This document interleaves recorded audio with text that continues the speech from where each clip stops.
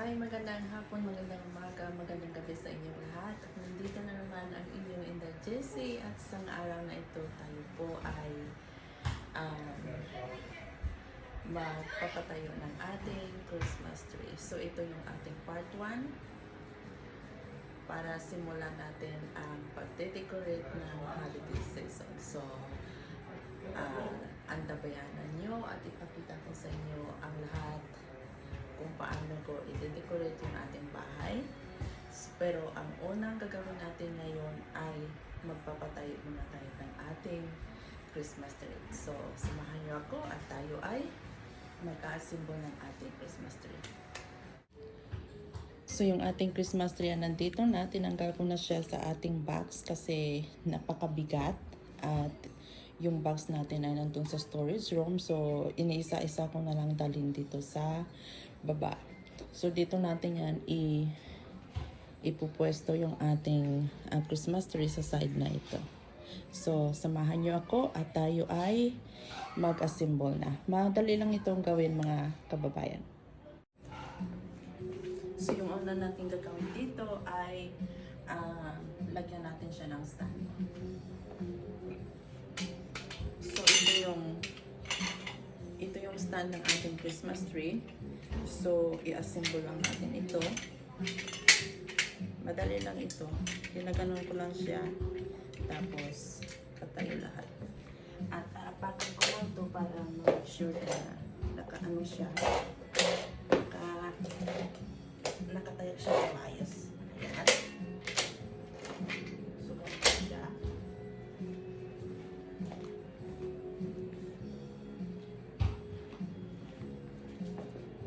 Tapos, yung una natin ilalagay ay itong nasa baba.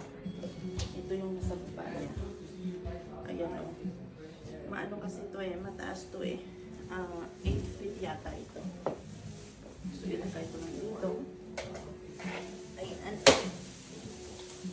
Ayan. So, ganyan na. Tapos, isunod natin yung pangalawa or ang nasa gitna. Ito ang mabigat kasi. Ayan. Ito yung sa gitna.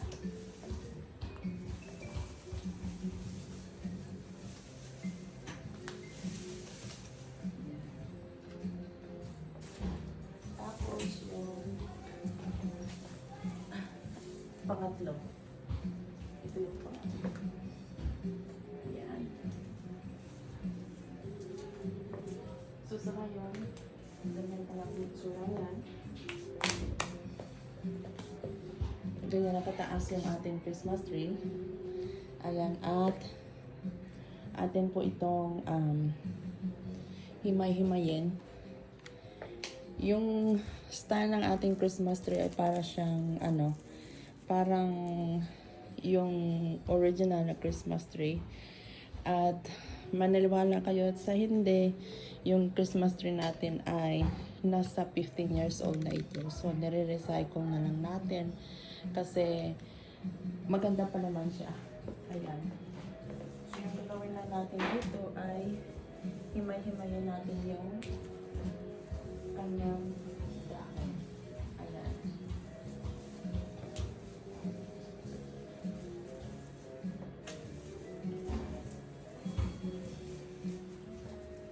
Himay-himayin natin siya. Kasi nakano siya eh.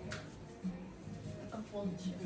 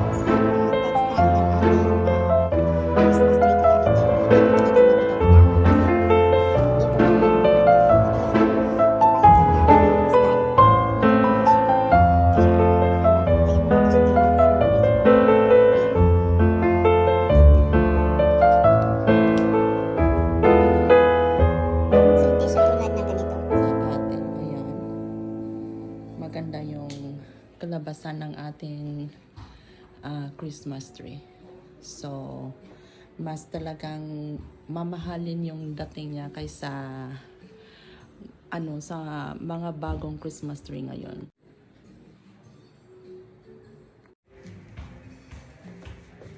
So ayan guys, ito yung part 1 ng ating pag-decorate ng ating Christmas decoration sa bahay. So ito yung part 1 natin. Ang susunod natin na yung part 2 kung saan magkakabit po tayo ng ating Christmas lights at mga ribbon.